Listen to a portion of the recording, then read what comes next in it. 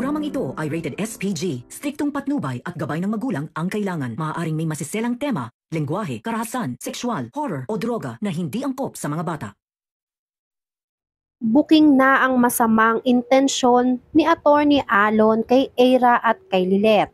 Alamin natin. Welcome back sa aking channel, mga kaganapan sa Lilet Matias. Muli ngang nagtagpo ang landas ni Attorney Alon at Mang Kanor. At sa pagkakataong ito ay hindi mapigilan ni Attorney Alon ang galit niya para kay Mang Kanor.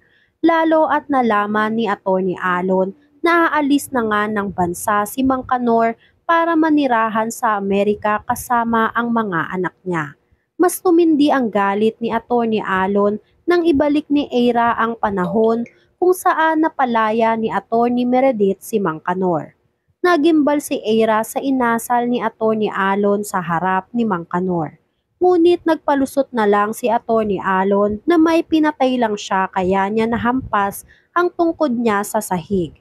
Kahit na nga nagpalusot na si Attorney Alon ay nagtataka pa rin si Eira. Lalo at nagpaalam pa si Attorney Alon na aalis na muna at iniwan na silang dalawa ni Mang Kanor. Samantala, inimbitahan ni Kurt si Lilet na mag-guest muli sa live ni Kurt. Hindi mapigilan ng pamilya ni Lilet na hindi kiligin para kay Lilet at Kurt. Kahit na nga sinabi na ni Lilet na hanggang kaibigan lang silang dalawa ni Kurt. Puro magagandang komento naman ang natanggap ni Lilet sa pag-guest niya kay Kurt. Kaya naman natutuwa silang lahat dahil nagugustuhan nila si Lilet at hindi puro panlalait ang natanggap ni Lilet.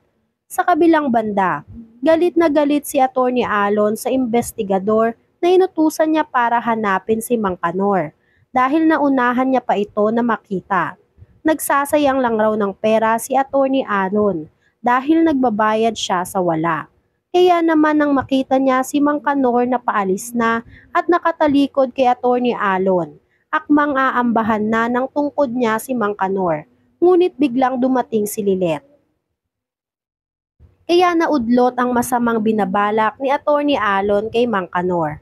Pag-alis ni Mang Kanor ay napansin ni Lilet si Attorney Alon at nakita ni Lilet si Attorney Alon na mukhang sumasakit ang tuhod ni Attorney Alon kaya agad-agad na kumuha ng wheelchair si Lilet para tulungan si Attorney Alon. Sa bahay ng mga Engano, sinubukan nang bumawi ni Ramir sa asawang si Patricia. Gaya nga ng sinabi ni Trixie na panahon naman ngayon ni Ramir para iparamdam kay Patricia ang pagmamahal niya para dito. Dahil napapansin nila si Patricia na tila lumalayo na ang loob sa kanila nito. Dahil sa pagbabaliwala ni Ramir kay Patricia. Kaya naghahanap na lang ito ng atensyon sa iba. Masaya si Trixie sa nangyayari dahil sinunod siya ng ama niyang si Ramir na iparamdam kay Patricia kung gaano niya ito kamahal. Nag-umpisa na naman ngang manalo ang puso ni Patricia.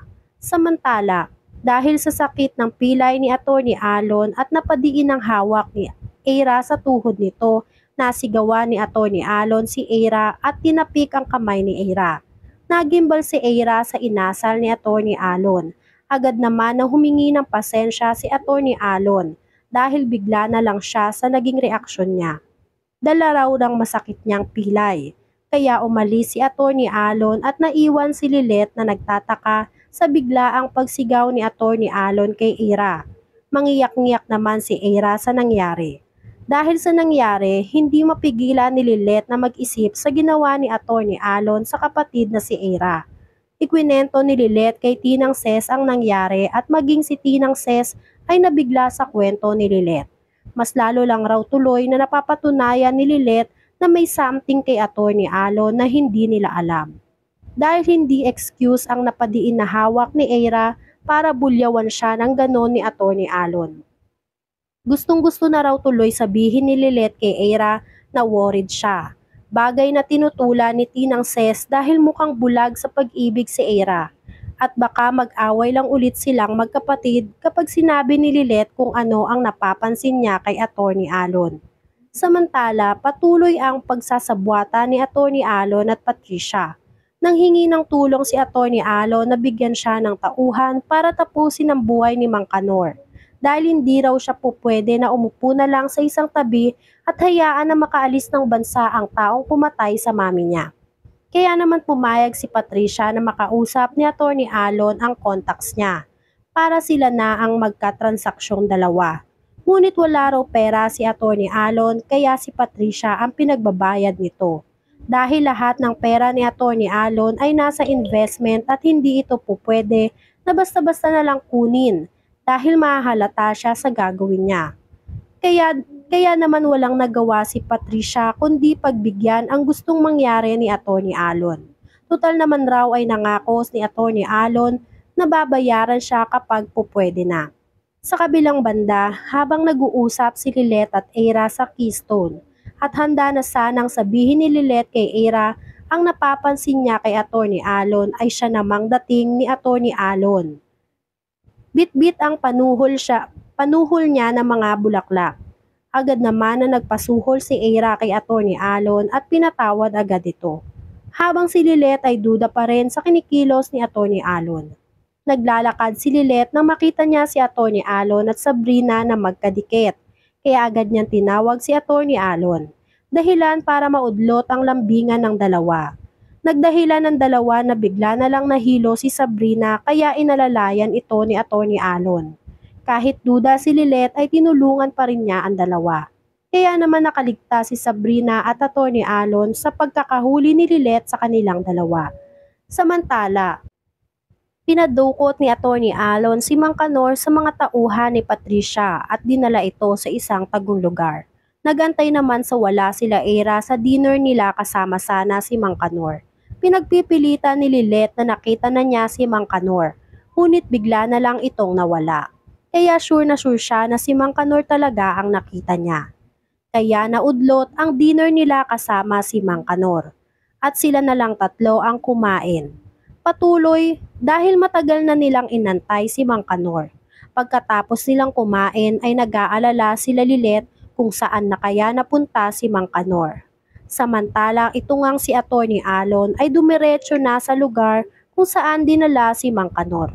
At nagpakilala nga agad si Atty. Alon kay Mang Kanor. Bagay na pinagtataka ni Mang Kanor kung bakit siya ipinadukot ni Atty. Alon. Dito nga ay inamin nitong si Atty. Alon na siya ang anak ng pinatay niya na attorney noon. Dito nga ay nagimbal itong si Mang Kanor sa revelasyong sinabi nitong si Atty. Alon. Kaya naman natakot si Mang Kanor sa buhay niya dahil malamang ay gaganti nga itong si Atty. Alon sa kanya. Aamin na kaya si Mang Kanor na siya talaga ang pumatay sa mami ni Atty. Alon o paninindigan pa rin ni Mang Kanor na wala siyang kinalaman sa pagkamatay ng mami ni Atty. Alon? Yan nga ang mga kaganapan at mga dapat nating abangan dito sa Lilet Matias. Kung gusto nyo pa ng mga gantong klaseng video ay mag-subscribe at i-like itong video na to. Maraming salamat po.